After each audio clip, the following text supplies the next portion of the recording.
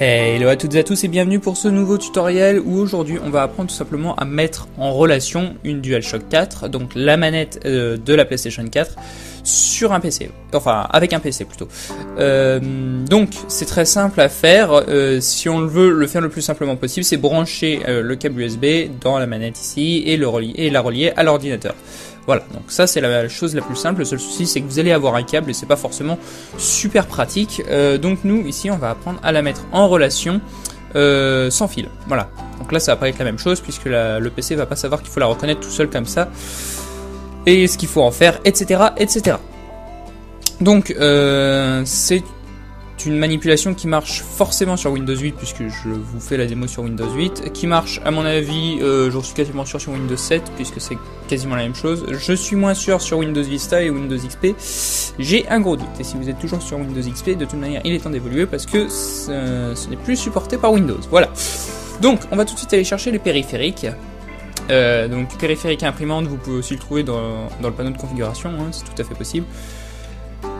Moi je fais comme ça parce que c'est plus rapide sur Windows 8, tout simplement. Donc là il va scanner vos périphériques, ce qui peut être plus ou moins long, suivant le nombre de vos périphériques, voilà. Donc maintenant, ce que vous allez devoir faire avant d'ajouter un nouveau périphérique, c'est justement ça qu'on va faire, c'est qu'il va falloir mettre la manette en association, un peu comme avec une box internet. Quand vous voulez la mettre en Wi-Fi, vous savez qu'il faut la mettre en association, donc on maintient un certain bouton, un certain temps, et du coup on a souvent un petit voyant qui clignote et qui nous dit c'est bon, tu peux scanner le réseau pour que je puisse être trouvé. Bah, c'est exactement la même chose avec une DualShock 4, donc tout simplement il va falloir faire une certaine combinaison, qui est en fait le bouton PlayStation et le bouton Share. On va le maintenir à peu près 5 secondes et là vous allez avoir un petit flash lumineux ici qui va vous indiquer que la manette peut être détectée. Donc c'est ce qu'on va faire tout de suite. Donc je vais maintenir les deux boutons ici comme ça en même temps, et ici vous allez voir, tac, j'appuie, vous allez avoir un petit flash normalement. Voilà, on a eu le petit flash, donc le petit flash continue. Donc, vous voyez peut-être pas beaucoup parce que vous le voyez pas beaucoup et vous le voyez. Donc là maintenant elle peut être détectée. Donc on ajoute un périphérique, voilà, donc elle est immédiatement trouvée, donc on clique dessus, on fait suivant, donc là, voilà, donc là la manette reste allumée en permanence, puisque du coup elle est associée, elle est plus simplement en association, voilà. Donc pendant ce temps, le PC installe les périphériques, ce qui est normalement assez rapide, voilà. Et maintenant, bah, tout simplement, c'est fini. En fait, vous n'avez plus qu'à configurer vos jeux avec votre manette. Donc, je vais vous le montrer très rapidement avec un jeu qui doit traîner dans le coin. Voilà. Donc là, vous allez voir. Je crois même que ce jeu, il n'y a même pas besoin de configurer quoi que ce soit. En fait, ça fait partie des jeux qui détectent la manette et qui voilà. En fait, par exemple, justement, je prends ce jeu. Il y a une certaine raison, c'est parce qu'à la base, ce jeu, en fait, est fait pour les manettes Xbox 360 et c'est tout. C'est-à-dire que vous pouvez pas configurer vraiment les touches de la manette, c'est vraiment fait pour Xbox 360 et voilà, c'est fini quoi. Il y a pas moyen de configurer la manette, voilà. Et là, vous allez voir que même si on a une DualShock 4 et qu'on l'a installée comme ça, et ben en fait, la manette marche quand même, enfin fonctionne quand même.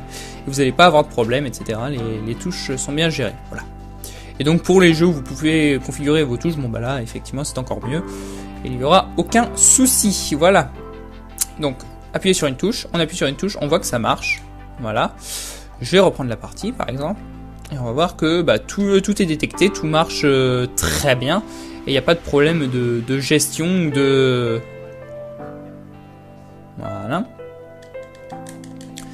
Donc tous les contrôles sont parfaitement gérés, voilà, que ce soit voilà ces touches là, ça peut être la pause qui se trouve ici, non ça d'ailleurs c'est pas la pause, c'est la map, le bouton share je sais pas s'il sert à quelque chose, si le bouton share c'est la pause, enfin voilà, vous avez toutes les touches qui sont gérées, j'aimerais ranger ça, voilà, vous avez toutes les touches qui sont vraiment bien gérées, etc. Donc ça c'est vraiment plutôt pas mal. Donc il y a pas de souci en fait de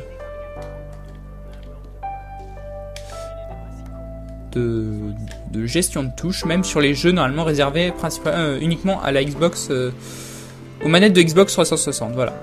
Donc ça c'est plutôt pas mal. Voilà. Donc il n'y a aucun souci de gestion. Voilà. Donc là c'est moi qui ai quitté le jeu, hein. Pas de souci.